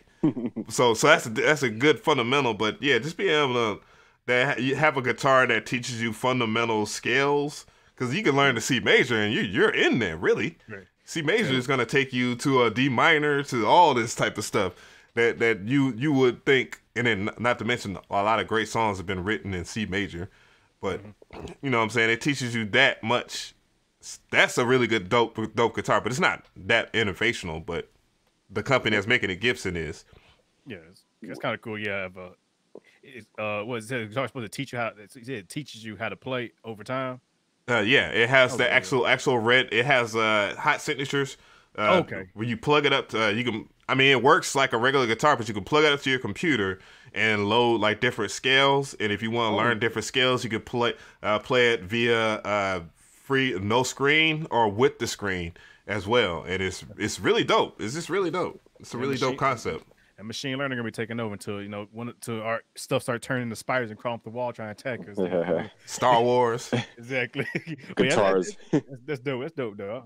Looking at that. Guitars climbing off the racks by themselves, just climbing up the walls. But okay, that makes more sense. I thought they put like a computer screen on the guitar and you looked at the guitar while you're playing. I was like, what kind of guitar is this going to be? Yeah, I thought Gibson. It's on the frets. Didn't Gibson have like I thought they were going out of business at one point. You know darn well somebody was going to buy that company up. Oh yeah. Okay, maybe they got bought out and like flipped it some type of way. I don't know. I didn't keep up with it. Yeah, I swore. Filing for bankruptcy goes 2 different ways. You got Chapter 11, and then you got Chapter 7. I don't want to sound like a legal a buffoon, but you know, there's two different ones. Chapter 11, I think, is the lesser of the evils, and while Chapter 7 is, oh, we're out of here. I don't know. Somebody quote me on that. I'm pretty sure we got a lawyer too in here. I got my own lawyer for that. But yeah, I was gonna say, because there's a lot of companies that can be flipped that are like, I mean, this is getting a little too businessy, but like Kmart's going out of business. I used to work at Sears. That was my first job. And Sears at the time bought out Kmart, but now Sears is going out of business and Kmart's going out of business, and they're about to get bought up by these other companies. So, I mean, it's just a year of acquisition, I guess. How's it feel like looking back at a place that you work and then it just disappears? Because I went to the exact same thing. Like, I used to work at H.H. Gregg, and There you go. Okay. They got yeeted. And it was not a chance in hell, and they try to resurface themselves. I ain't gonna lie, it felt good seeing them go away because I felt that they mistreated me and many other people. But at the same time, I feel bad for all the people that worked there for that company that was dedicated, that had no bad intentions. You know what I mean? Mm-hmm. I would say, to your question about looking back at where you used to work, for one, they wanted me to sell credit cards to people and never trained me on how to sell anything. So they had expectations when they didn't do the training to have the expectation. Same thing goes with this girl I love right now. She works at a company who expects her to sell in addition to what she does, and they don't train the people. So I could see why these companies are like failing. Yeah. Right. Like from the inside out, we saw it firsthand. Like H.H. Gregg, you said they weren't. What was the issue again? Well, one, they were getting shat on by Best Buy and all these other companies, and their problem was they was developing different stores very fast. They was developing very fast because they was opening up a credit line with, I think, SunTrust or something like that, and you know, they got badly in debt because they couldn't open up all these stores, but they weren't churning any profit. So they tried to do different things with furniture, and they even tried to do Rent-A-Center. They had a Rent-A-Center in there, and we had like this Shaquisha in the corner, and she was chewing her bubble gum, not giving a damn if people wanted to rent. And those type of people that go to rent stuff, it was ridiculous. It's just, you know, I was like, man, this is gonna go down bad eventually. And my boss disrespected me. He owed me money, and he was disrespecting me in front of people. And I put my hand all through his throat, and I got fired. I got fired and turned around and turned it into where we're at right now. Yeah. Yeah. I can't say that about where I used to work. I used to work at McDonald's, and they still kicking. Yeah, people are going to be lazy for food. See, food is different than retail, like electronics and stuff like that. Like food is even though it's a luxury to go to a restaurant, fast food is available for people that don't want to do that. But that's for good driving by them knowing like I ain't got to work there no more. Still seeing people who's tell you I ain't gonna mount nothing. I'll never, my music ain't go nowhere. Still working there, driving by. Man, give me a Mac double. Yeah, we all face the same thing, man. The thing is with music, man, you gotta keep. And I say this to everybody: you gotta keep on pushing. Not everybody's gonna like what you do, but damn sure when you break, they're gonna be like, "Oh, well, I'm gonna copy that shit." It's exactly what happened with trap and the southern music. Like now, it's like you can't even tell somebody's from New York City because you get Cardi. He's like, she's from New York. Because she's doing shit that I'm used to hearing since 2000 and well, not even 2000, in the 90s, and you know what I'm saying, and it's just weird, you know. So, but regardless, you gotta keep on pushing, man. You just gotta keep on pushing. Don't worry about. I think a lot of people worry about getting such a huge base that they'll fake it to make it, but. Even if you have 10 viewers, man, and at one time we all had 10 people that came to the videos, who either dislike it, and then you sit there and see that one salty dislike, you're like, damn. But gotta keep on pushing and keep on improving, and I guarantee you a payoff. Maybe not 1 year, a week, 5 years probably, but it'll pay off. Yeah, just do it. Just keep on. Don't ever give up. There's no point. If you really love what you do, never give up. The youth tend to want things right now. Again, they call us the microwave era, but really it's just youth. Whenever you're young, you want something right now because you don't understand the principles and wisdom required to get to where you need to be. And that's why everybody wants to be a millionaire. That's why they care about Lambos. That's why they think they can hop in the music game and immediately become a millionaire with that lottery mentality. Yeah. But even if we do win the lottery, if you don't have the skills to grow the money that you just earned, you just immediately lost the money. It's not going to ever grow. Yeah. So and that's what I'm scared about for the youngers. It's like, damn, y'all get on, and then next year, where are you at? Right. And one thing I would want to warn your audience about is, I mean, most people here are going to do it themselves, but if you ever relinquish the power over your social media to somebody else or an agency, just understand that people can make it look like you're getting results. Okay, like it's called vanity metrics, likes, retweets, views. That can all be bought, even if it's not bought from these typical websites.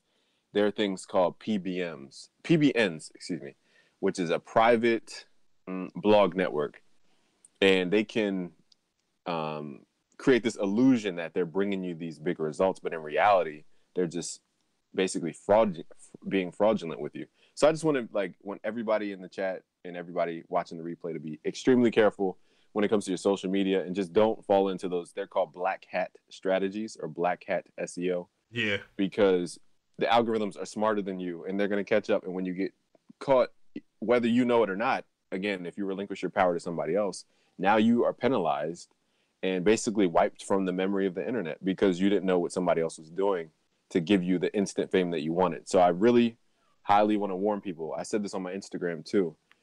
There's wolves in sheep's clothing. Like people who come as your savior, and they're really using deceptive practices to get you where you want to go because they're manipulating your desire for your dream. So just be careful. That's all I'm saying. Oh yeah. We all know who the fraudulents are, but I don't care. I don't care. Like my personal thing is making sure that I'm not manipulating anything, and my audience will grow normally. Because how bad would you feel if you as a person that cheated, got to 100,000 subscribers and all that, and then you see somebody like me that has slower growth than you get to that point, but at that same level, I'm getting more attention, and people are, they reach out to you because you see a more effective outreach. At least, well, I know everybody has in this room, but like when I go to the store and then somebody grabs me like, "Oh, Trap Tendo, what's going on?" and I'm like, I'm like, dude, I'm such an unimportant person. Like, I was like, but thank you. You know what I'm saying? That is the reality of it. Because I've actually mentioned, like, people that I've had real beef with, people have hit me, DM me, and was like, why are you talking about that person? I never heard of him. I'm like, dude, he has like over 100,000 views per video, and he has like such amount of subs. He's like, I ain't heard of that motherfucker. I'm like, pardon my French, I know we on this. It's a Sunday. Apologize. But it's like, I never heard of him. And you hear that in droves, it's like, damn. Mm-hmm. Or you give them a brand deal, and they're not generating anything for your brand. You know what I'm saying? Because it's ghost views. Mm-hmm. It's like, it's goofy. True.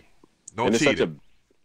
Such a basic concept. In the book, The Richest Man in Babylon, it talks about don't give your money to a man who doesn't handle money a lot or doesn't have the wisdom to handle your money. I forget the exact phrase, but again, it's the illusion. People are creating this persona that they are worthy of multiplying your money when in reality, they're, if anything, they could be losing your money, which is the number one sin when it comes to getting wealth, is never lose. Always aim for security.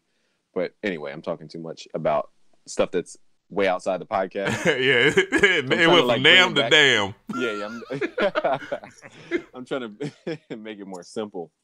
But yeah, you don't want to come across as if you're a multiplier, and then turns out you're a person who creates a loss, because that's just you're shooting yourself right in the foot. Right. Like a good example of real growth, I think last year, again, it came from I use Curtis King as an example, because I see what people don't see within Curtis King, I see, and that is the fact that he can give his audience a good emotional connection. Like it started, you know, we when we laughed at the FL studio when he was talking about FL, you know, was gonna take his channel down. Like you could actually feel like he was like, "Dang man, it's the end of the road over this." Like you can feel that, you know. Everybody was like, "Damn, like this really is happening." It was something that he shared, and it ended up working for him because of the rules of viralness or whatever. I'm just making up stuff. Because of the fact that, hey, he had an open, honest moment. It wasn't like as far as he is at editing, it wasn't that day. You know, straight connection, straight emotion. You know, sometimes you know you might not want to share with that, but I also learned what I've learned from things is if you don't speak on certain things and it bothers you. You might not want to ignore that. You might want to just speak on it because people are going to continue to just say whatever, you know. And sometimes it might hurt. We hurt each other, but as long as we can actually get a good understanding and we can actually talk, you know what I mean? True. Yeah, and that works. I mean, yeah, I didn't come here as like a liaison to make y'all make up or anything like that. I mean, this is, I was telling everybody on the phone recently because I connected with you as well. I didn't know Instagram you can call people. That's like, if y'all didn't know, you can call people on Instagram if you didn't know. Somebody taught me that. And my point is, we don't all have to be super friends to do what we're doing. It's just we need to recognize the bigger picture. And it's okay. Like, I like people. Here's a new philosophy I have.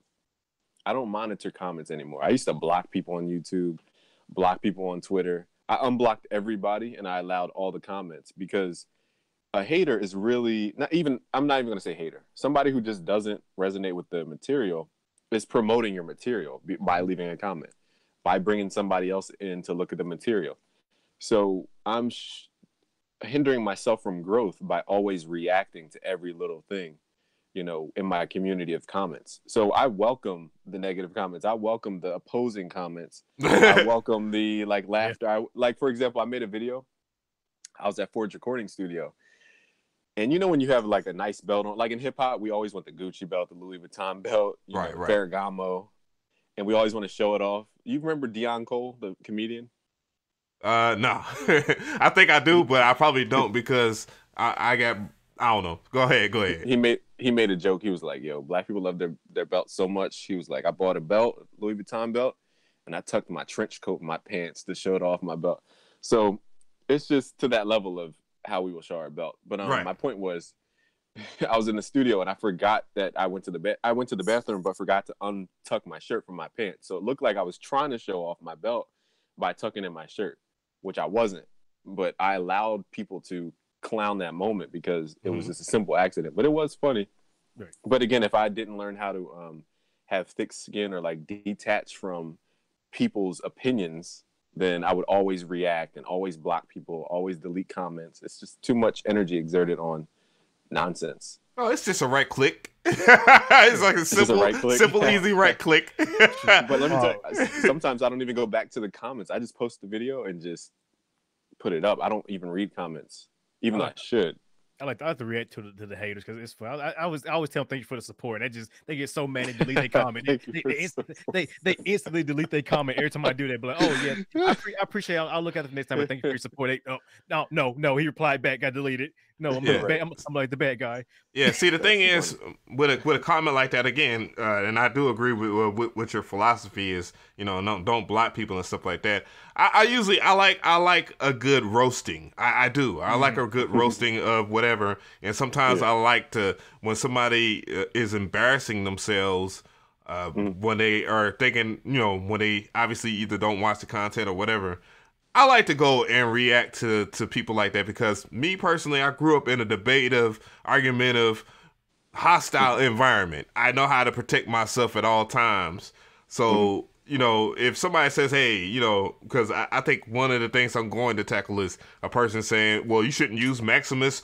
You shouldn't use Maximus on a kick. It's only for your master bus. And I'm like, and I saw it. I was like, you know what? I didn't react to it. But what shocked me was, I was like, damn, this shit got almost 100 likes. So there's 100 people out there that really believe that. I'm like, despite the fact that you have Serum that has a multi-band compressor in there, that people use. That you have several professional engineers that talk about multi-band vocal compression. That doesn't have to do. I was like, you know that you can use whatever, however, whenever, as long as it sounds good, right? Exactly. So, anyways, but Right. I just thought it was funny. I have a couple points to continue this. Social commentary is needed for our subculture, and that's why I respect the producer grind, for example, because they're making this thing bigger by giving us one additional media outlet that we own as a community, versus always having to rely on some external people to put us on. Like, we were always relying on Genius to make us popular. Oh boy, and look at, have you seen what happened to Genius? They don't care no more. They're in it for the memes, laughter, and they're doing whatever they want with the culture. It don't matter.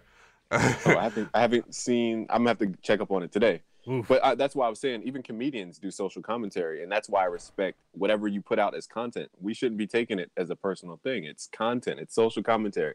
Right. This is what creates longevity for us, and we need to have a different lens, on things. I don't think we should take everything personal. Right. That's why I said we don't have to be like acting like we're buddies. We can still compete. Like, I like competition. I like feeling like I need to one up this. And like until they put you in front of Mcree and the Ableton Push or the Machine Mark III. Right. And I had another point, just real quick. I won't be long about this point. Is that on a video, I think it was the something biggest mistakes in mixing.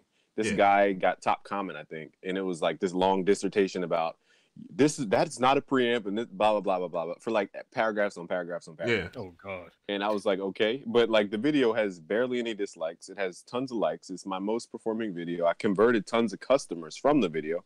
So if I cared about that guy's opinion and deleted it and did all this other stuff, what does that even do anyway? It doesn't do anything to me, to my business. Like, it doesn't do anything. So why am I worried about every little comment? You shouldn't. Yeah. So, I mean, the data proves it that converted a lot of customers. Let me check the data real quick on my phone. But go ahead. Forget your data. Yeah, forget your data. No, but I just feel... wait. Go ahead. No, can I make one more statement? Sorry. I know technically it's not a preamp. There is a preamp in the Fruity Blood Overdrive, but people who are beginners don't even know what a preamp is in the first place. Right. So I have to describe how to get that same sound using a different using compressors and other ways. But anyway, people being so technical. But the video did pretty well. Not as well as I thought. It has 30K views, 1,000 likes, 59 dislikes. So that guy's comment that has 100 people agreeing with him doesn't matter. Right. Because I didn't get 100 dislikes. I had 59 dislikes. So where are the other 100 people that hate the video so bad? There's always that one person, no matter what video you make, that's gonna just have it's gonna be salty because you're doing something they're not, or you're doing something that they couldn't figure out on their own, or it's always that one person. Like, yes, I got a comment. Somebody said, "Oh man, you need to step your game, or your beats sound like something back in 2007." I'm like, but I'm selling beats left and right and working with different artists and traveling, and okay. But I mean, and like I said, once again, I said thank you for support, and he deleted his comment. that's perfect. Thanks for the love. I mean, yes, I mean, my beats are super outdated. Everybody, you heard it first. They sound like something 2007. So hey, just know I'll make them 2007 beats, 2007 type beats coming up. Video coming soon. Right. I think that was the whole point. That was the whole point of my video that went viral about. There's no right or wrong way to mix, because I think, really, I didn't title it that, but if I did title it that, it'd been pretty funny. But just talking about do's and don'ts, man, it's like you people are worried about conforming to a certain way. Somebody else does some shit that they don't realize that they could do some stuff, and just as many people might like it. Everybody want to play it safe, man. No rolling dice, no nothing. I'm like, man, y'all some safe people. Yeah, you just want that spins 808. That Lex Luger clap and the hi-hat and them hi-hats to be exactly the same as your favorite producer. They're gonna put gross beats on everything. That's all it is. Like, man, y'all got to try, because Johnny No Name that's in the corner with all the talent, probably staying in some small hometown, they ain't got nothing popping, but he got something really good on his laptop. Might not even have a laptop, might have an old school beat machine or something like that, and developing a wave that's gonna take over. Then you're gonna be chasing him, or her, rather, because a lot of people don't understand. There's some dope female producers out here. Oh, a lot. But yeah, like, like, yeah. Yo, go ahead. I just watched that video. I remember. It's in my recent history somewhere. The mixing mistakes.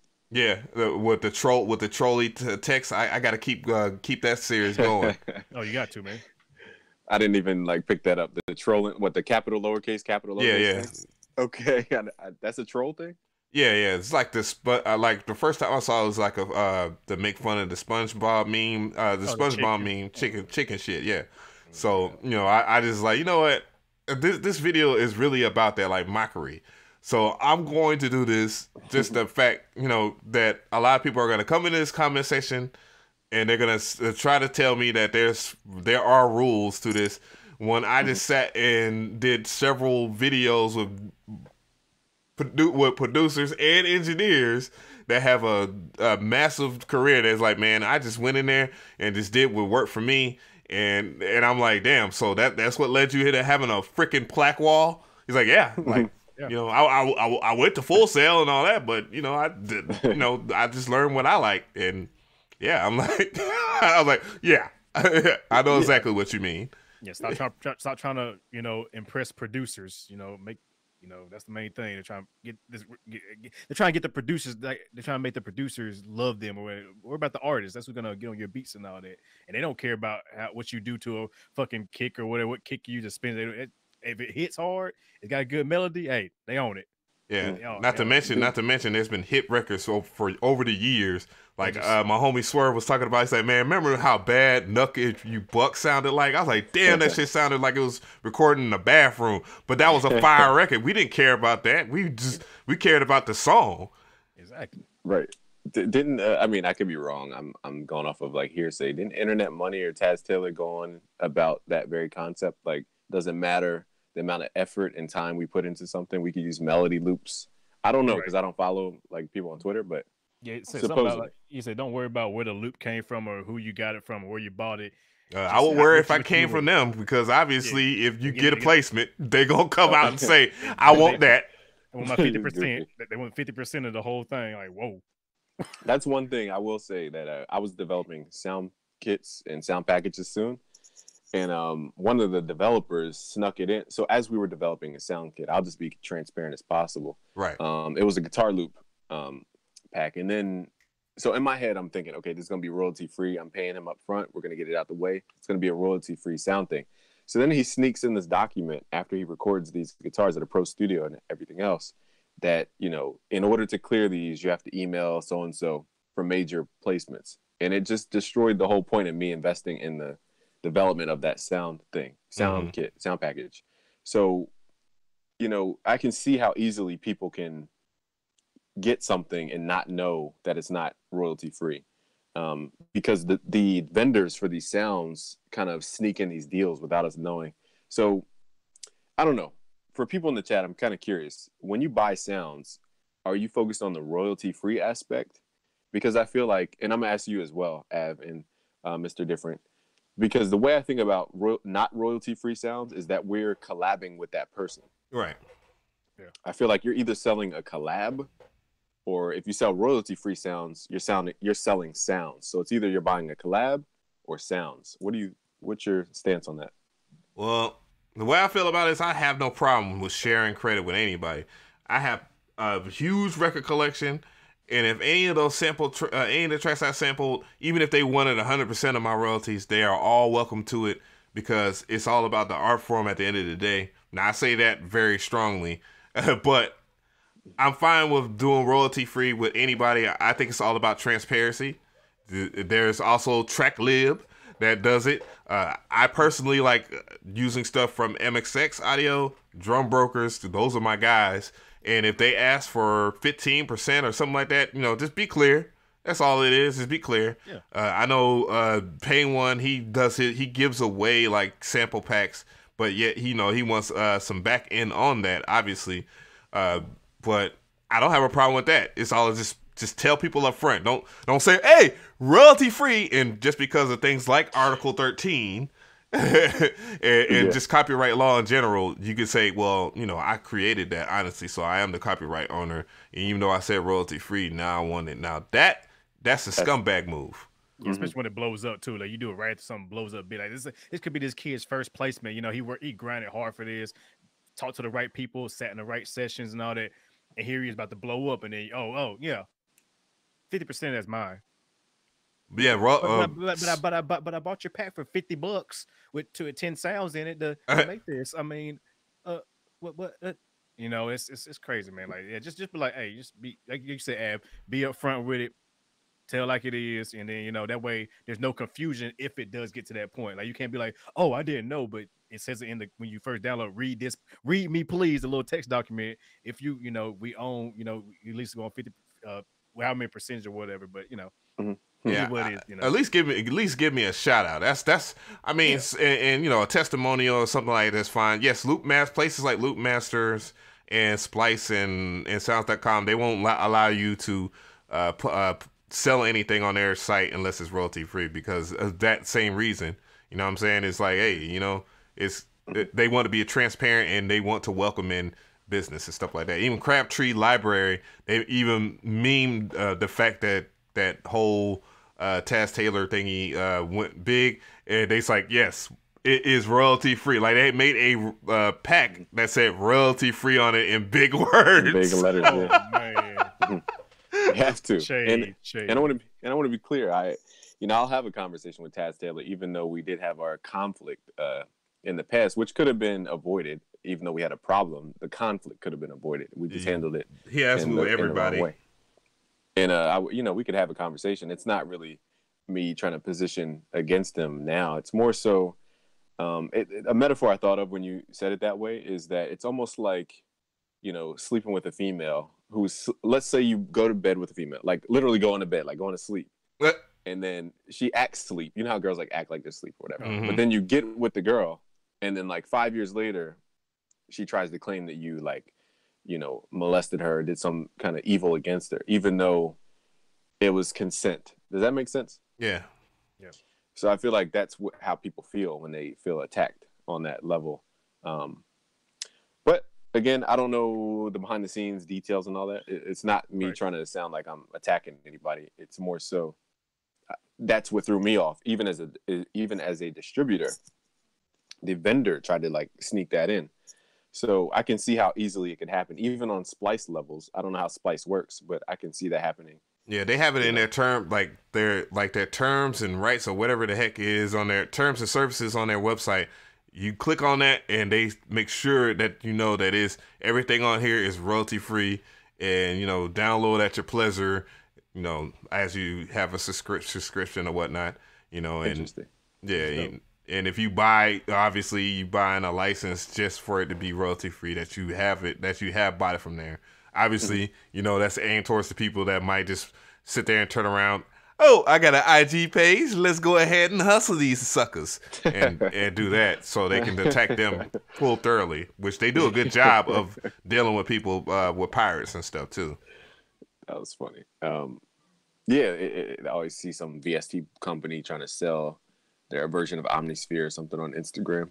Now, but like Eric Pearson, hey, guess what? Yeah.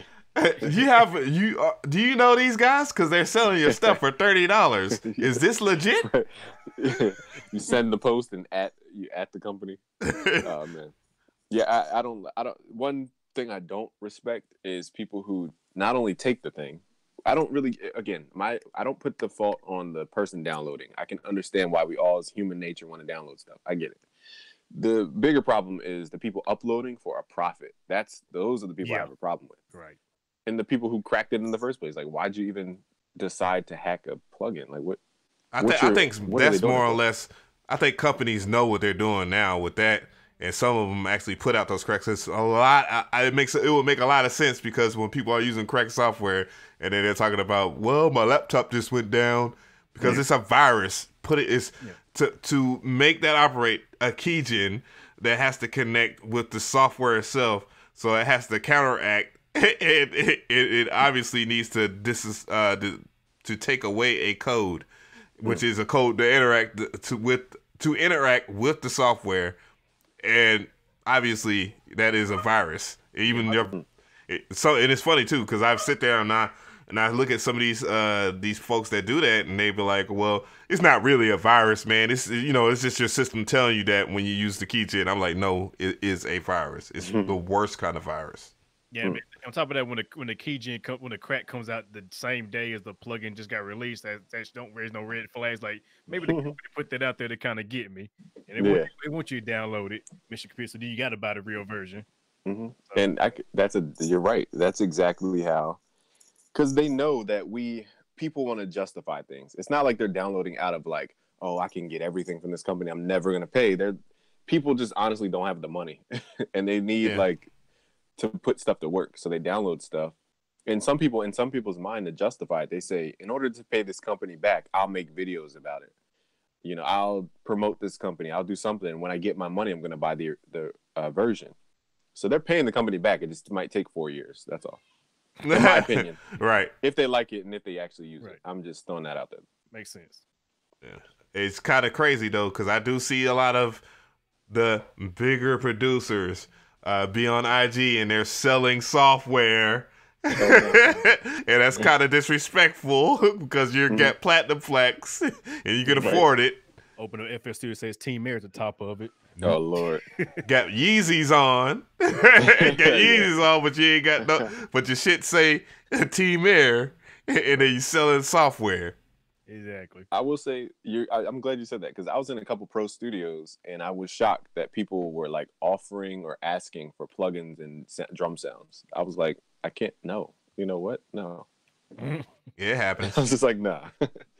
I mean, again, I'm not here to demonize anybody sharing or whatever. It's just the people who upload and sell and resell, those are like, it's modern day bootlegging, but it's just, those are the people that can get these hands. You know what I'm saying? BusyWorksBeats, if I ever see you on IG, hold the phone in your hand, swing it on somebody. I'm gonna be dead. Social board challenge. Oh no. You're like, man, you gonna make me take this suit and tie off, man. I just saw my suit and tie. You know, James Bond wore a suit and he had a pistol in his pants. That's all I'm saying. That's good. That's Hey, remember that Chappelle skit with Wayne Brady? I can imagine. I can see some shit, something like that going on with BusyWorksBeats. Like he just sitting there smiling. Yeah,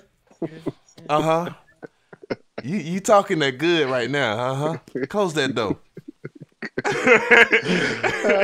Now, is that the episode where he had like an AK or something? Yeah. Dave Chappelle's thing. Oh my god, that's funny. Yo. But all right, man, we've been on about an hour some change, man. I didn't think it was gonna be that long. It's a good one though. And yeah, I do appreciate you, BusyWorksBeats, and definitely you, Mr. Different, for joining us, and everybody in the chat. I really do appreciate you as well. And much love to you, man. And I am gonna be late, and what? That person's not gonna be happy.